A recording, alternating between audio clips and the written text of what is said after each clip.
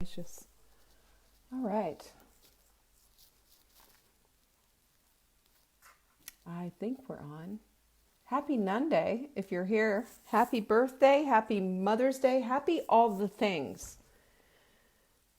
Come on down. Let me know if you're here. Why am I having this going on here? Huh. Anyone here? Here we go. Here come my ladies. Hi, Lucy. Good to see you. It's been a while since I've done a Nun Day. Happy Nun Day. No bra, no makeup, no problem. Bring it on. You know, it's Mother's Day. Happy birthday! 65. You get, benefits from that. Happy birthday to Lucy.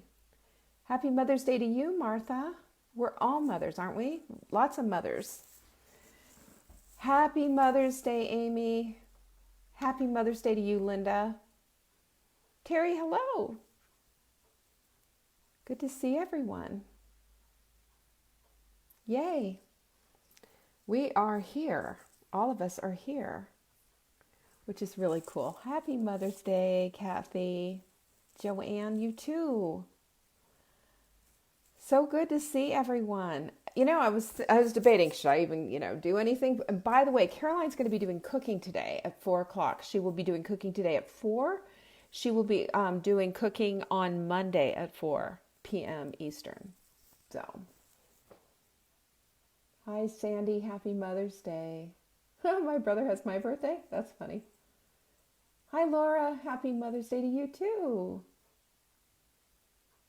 I think everybody's busy doing their Mother's Day thing. I think that's cool because we don't have a lot of people in here yet.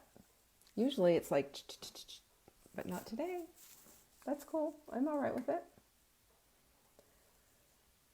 All right. Well, it's good to see everybody. Thank you so much for joining me. I wanted to show you, this is a book. Now I know this is, I don't know what it is, but the turny thing hasn't worked really well. When I've turned it and flipped it, it makes my face look out to here. It looks, Marla told me about that, and I took a look at that, and I went, that's enough of that. Hi, Diane. Happy Mother's Day to you. So I wanted to share this book, even though it's upside down. I want to show you. My daughter sent me this Dinner in French, and there's a bunch of recipes in here that look really wonderful. I love French. I was trained years and years ago. When I say that loosely.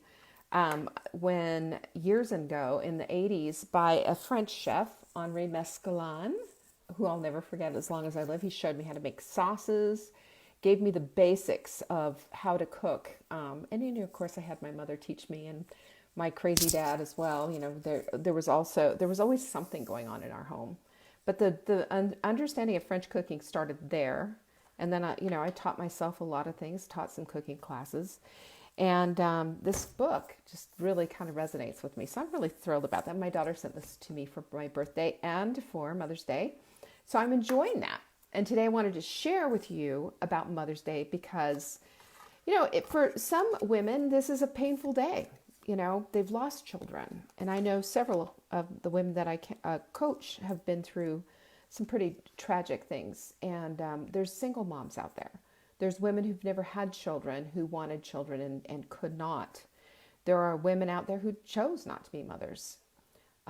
So I think this Mother's Day is a celebration of all the women out there, women who have upheld the whole idea of motherhood, which is to nurture and to love and to care and to be hands that hold and nurture and hold and love and do the things that women do. We have this thing inside of us, and it's in our DNA. It's actually been shown to be in our DNA that caring for people is part of the way we are. We're built like that. And that to me is what Mother's Day is, because it goes far beyond, raising little humans, although a lot of us have raised little humans. And we need to celebrate that as well. But we also need to cast the net, I think, a little bit deeper and wider so that all women are honored. Because I don't think there's enough of that going on in this world, to be quite frank with you. And, and I'll spare you my whole diatribe of feminism and all of that. But women are there's a huge part of not being honoring to women still in this world today. And so if we can be honoring, we can always be into this place of being loving. Well, Abel James, look at you. Hi, good to see you. My word. Haven't seen you in a coon's age, as they say. Anyway, so today is Nun Day. No makeup, no no nice hair, none of it. None of it. No bra, sweats, the whole bit. That's it. We're just taking it down to the bare bones. And so today, being honoring of all women as we are, and loving all women as we do, and keeping in mind legacies and inheritance and heirlooms and all of that. How do we live that legacy? How do we pass on these beautiful values that maybe our mothers gave us, that maybe that we've learned along the way? Maybe they were passed down generation after generation. You've heard me say this a million times. I don't want to just leave a legacy. I want to live a legacy. And I think most of us do. Most of us want to live that legacy and being honoring to the things that we were taught, and being honoring so honoring that we're passing them down to the next generation and the one after that. And I'm not talking about, your green bean casserole with the, that you have every Thanksgiving. I'm just talking about the way things are done as a family, the love and the tradition, and just that huge thing that makes us our family, that brings our homes into creating our houses into homes and our homes into sanctuaries, a place where people feel at peace and loved and cared about. You've heard me say before that the family dinner table is such an honoring thing, that it shouldn't just be for gathering book bags and junk mail, but actual places where people sit down and break bread and enjoy a meal together. And for me, growing up, this was such an important part of my life, because I had this, very classically dysfunctional, bickering home that I grew up in, active alcoholism and the whole 9 yards. And that family table was that one secure thing that I had. I had a place where I belonged to at that table. And when I sat down at that table, I felt secure. I felt a part of something. I felt like, this is my crazy family, love it or leave it. At least I had that. And I think for all of us, if we understand the sanctuary that the family table presents, the sacredness of the family table, and the fact that we get to enjoy this time together as a family, it marks a moment. It marks so much and is so important and goes beyond just the meal itself. It goes deep into the psychology of every single human being, and it is part of our belonging. And when we feel like we belong, we feel like we have something here. We feel like we have something beyond just ourselves. We're tribal in nature. We have this community that we need. We need each other. And this is what we get to do at the family dinner table. This is what we get to do when we're living our legacy. I'm going to talk about that today. In the meantime, our quote of the week is Maya Angelou. Hope and fear cannot occupy the same space. Invite one to stay. I love that. That's such a beautiful quote. And I don't know about you, but I'm inviting hope. I'm inviting hope. Fear has no place in my home. I hope it has no place in your home. But it's a decision that you make every single day, what you're going to invite to your table. And for me, I am inviting sanctuary and peace and tranquility and calm and love and empathy. That's my invitation out there. That's what I invite into my home and into my life. And just like Maya Angelou, hope and fear cannot occupy the same space when you choose the goodness that life has to offer. Yes, even in a pandemic, that's what stays in your home. That's what you're inviting in. So think about that. That's such an incredibly important thing. The Mindful Mug goes out to our friends who are buying $200 worth of supplements. I'm so thrilled and happy that you're here and that you buy our stuff. You keep this small woman-owned business in business. Thank you for that. That's honoring to me, and it's honoring to just what we're doing. Our mission for over 20 years now is to bring families back to the dinner table, is to nurture body and soul. That's what we do. And we teach people that, and we also help people with their missions and what they're trying to do. So $200, we'll send you a mindful mug. $100, we'll send it to you for $5. And don't forget, all of our Wise Women supplements are now available on the website, including our Wise Women's Tea. You can find that at savingdinner.com/wise. So, like I said, Caroline is cooking today at 4 p.m. for me today. And that's my daughter. For all of you who don't know, Caroline has followed my footsteps with food. This is legacy being passed down, by the way. And you can see she's taken what I've done and she's gone a step further. And I'm, uber proud of her, as you well know. And she has her little website called inheritedsalt.com. Thank you, Joanne, for the order. I appreciate that.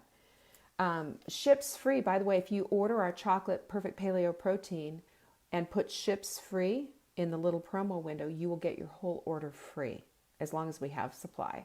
And again, we're still working with our supplier. Everything's supposed to ship on Monday. This is what they say. And we're just going to keep that in high level of prayer and that they are going to indeed follow through.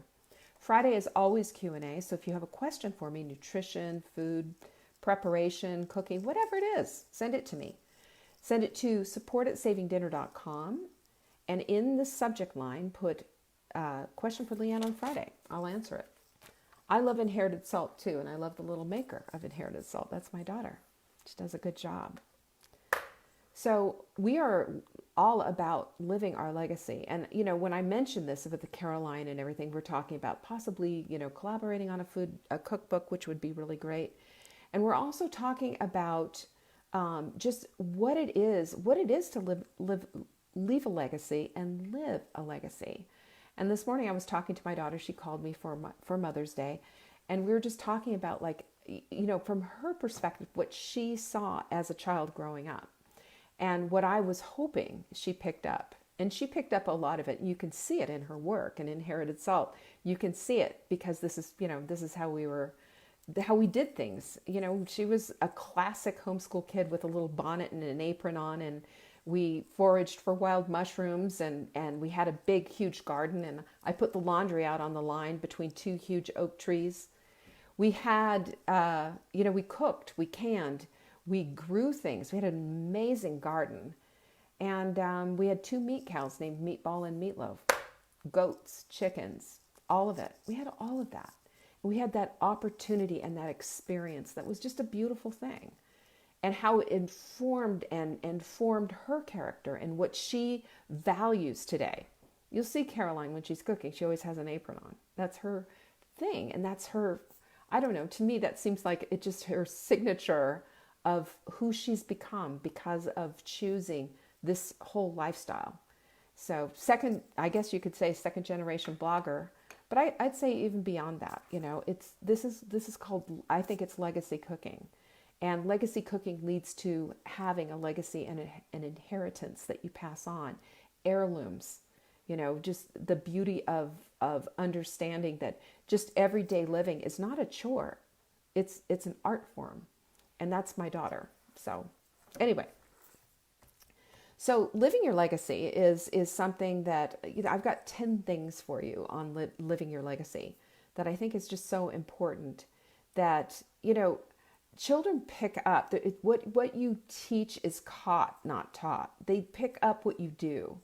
And I just want to remind you, and we talked about this yesterday on how important your words are, but I just want to remind you that your words are your legacy. What you're saying about yourself inside, what you're saying out loud, and what your children are hearing are things that are going to be brought into their character and going to form who they are.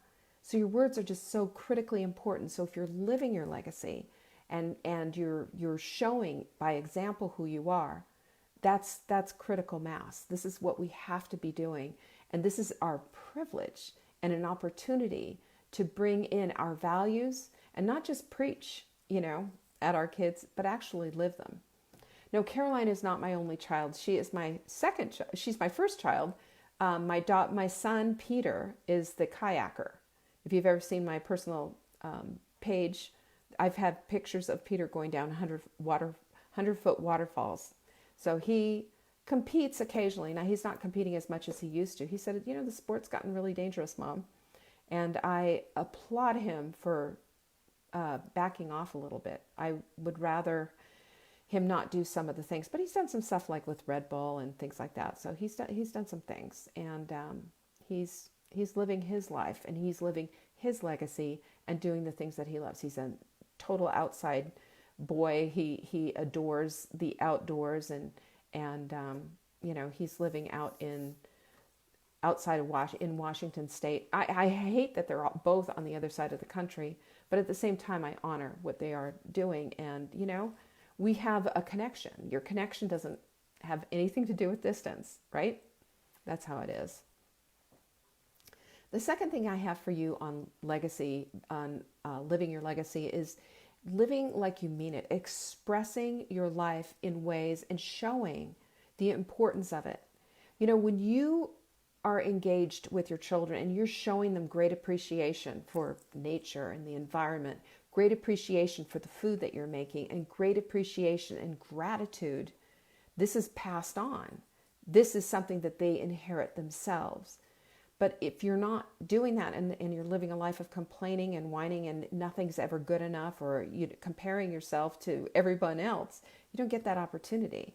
And that's going to get passed on to your kids. So our legacy, like I said, I don't want to leave a legacy. I want to live it. I'll leave it eventually, right? We all depart this world at some point.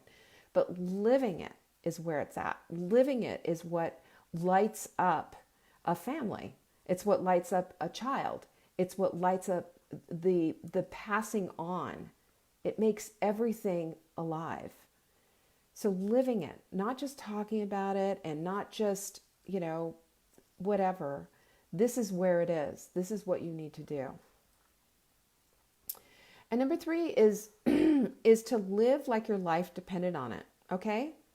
If this life of yours is that important, if this life of yours is something that has been given to you, and you understand where it came from, that the Creator created you for this time and for this purpose, that needs to be passed on to the children. When we pass that to our children, then they are going to embrace a higher level of value. It's not just getting through a day, it's embracing the day. It's not just going through the motions. It's enjoying going outside and watching the wind go through the trees. It's going outside and praising God for His creation. It's having grace before a meal. It's having a new set of appreciation and a skill level that takes you way up. It's interesting to me that as we just push hard, we push our kids hard, we push ourselves hard, and we miss those moments. Those are the keystone moments. Life is made from moments. It's not about the occasions, it's about the moments. And if we can live in the moment and be present with our children and present with all of the rest of it, what happens then? I think we create a different set of rules, and we also create character in our children that it's beautiful. And it goes beyond just, the in day out chores and got to do this and got to do that and get in the car, run the errands, do the things. Life suddenly becomes rich and beautiful and meaningful. It's a tapestry of beauty happening, unrolling in front of you, not unraveling in front of you. And think about all of that. Think about the richness of that. That's what you get to create with your family. And I'll tell you something. One of the things that I did when my children were growing up, I hope I one day find them. But I had a set of 3x5 cards, and any mom who's listening to me right now, do this. Get a set of 3x5 cards, keep them in a drawer and all around your house with a pen. And when your kids say something cute, just write it down. Or, I guess you could use your phone now to do that. Back in the day, we didn't have phones to do that. But I captured all these funny things that my kids had said. And it was just, that's what makes it rich. And that if you create a journal and you write these things down, and I know you can have Instagram stories and all of that, but what about an old-fashioned journal? What about writing it all out? What about handing that journal to your child as they grow up? That would be a beautiful thing. And the other thing is too, have you ever gotten a big thing, a box of photos, and you've looked through them and there's nothing written on the back and you're wondering who these are? My mother passed, as you know, about 4 years ago, I guess it's coming up. Gosh, yes, 4 years coming up. I had all these family photos, and I don't know who they are. I see the family resemblance, but I don't know who they are. Nobody thought to write on the back of them. Do yourself a favor, and I know we all have digital in the cloud, this, that, and the other thing, but have some hard copies of things. These things are important. And if you write on the back, this is your great-grandmother from 1925 or whatever, then you've got a story. And one of my biggest regrets is not asking enough questions and getting those stories out. I think one of the most beautiful things that you could give your child is to sit down and tell your story. Tell your story, tell the grandparent story, tell the story of how they immigrated to this country, because we're all immigrants, really, right? Tell the story. I've got a picture of my father who, in the background, is a big boat and everything, and he immigrated to Canada from England. And there's that picture. I don't know the story. Why did he come? I don't even know why. But there is a story there, and I missed asking all those questions. And of course, everybody was trying to get through their day, and they missed the opportunity to sit down and pass the legacy of our family story. So tell your family stories, the ones that you know about, and make sure your children know about them. I don't care how old they are. They need to know this story, because these are the important parts of our legacy. We pass those things down. And the next thing is, we are daily living a story. Daily. And as we're living this story, we're living it according to our principles, our rules of life, our character, and what we find important in this life. And if we are living this in this way, and we are passing this to our children and explaining why as we do, this is what we do as a family, then I think we're forming character in our children that just can't be dismissed, ever. And it will show up later. One of the interesting things about having grown children is seeing how they show up in their lives, and seeing little things that tell me, this worked. This worked. They're telling stories about their childhood, telling stories, and seeing how it's formed them now, today, as adults. And all I know is that what we put in, we do get out. And that's a principle, it's a biblical principle. You reap what you sow. And we see that in our children. And we see that, not in everything. It's not a basic math equation, right? But it is true that what we put in, we get out. And the other thing is, we have to be looking to live not just for ourselves, but for our families and for others in our community. That when we're grounded and we have a legacy that we are trying to pass to our children, and we're showing an open hand to people who need us, and we are empathy-minded and community-minded, we get to pass this on. And as we pass those things on, it shows our children that it isn't just about you. It's not just about me. It's not even just about our family. It's about our community. And we need to be others-oriented. And I say this with, a big grain of salt, because we don't want to volunteer our fannies off so that we forget about our family and leave them in the dust while we're taking meals to other people and they're scrounging for themselves. But at the same token, we are in this together. We're all on planet Earth together, rotating on this big, beautiful orb. And we need to be really realizing that everything is a contribution, whether it is negative or positive. And I don't know about you, but I want my contribution to be positive. I want them to take what I do. I want them to hear what I say. And I want all of the things that I'm doing to be something that's a seed planted in my children. that they can take that seed and then go plant them themselves. And this is how a beautiful heirloom, like an heirloom tomato, you save the seeds and you pass the seeds on, and you have generation after generation of these gorgeous, strong tomatoes. This is how it happens. And if we are cognizant of that and living in the present, willing to pass these things on, able to pass these things on, and creating this legacy on a daily basis for our families, what a happy Mother's Day that is, right? What a happy family day that is. We can do this, we can do this. We don't get through the day. We live each day. We embrace each day. What can we give to that day? What can we give to our children today? How can we learn from them, and how can they learn from us? Because, they're placed there on purpose in your family at this time for a reason. Because God doesn't mess around. He doesn't just say, okay, here comes the family cards, and just passes them out willy-nilly. No, there's a purpose. And when we can embrace that and hold that as important, hold that as the privilege and the gift that it is, I think everything is elevated. Everything is elevated. Life doesn't look the same. It looks beautiful. It looks exciting.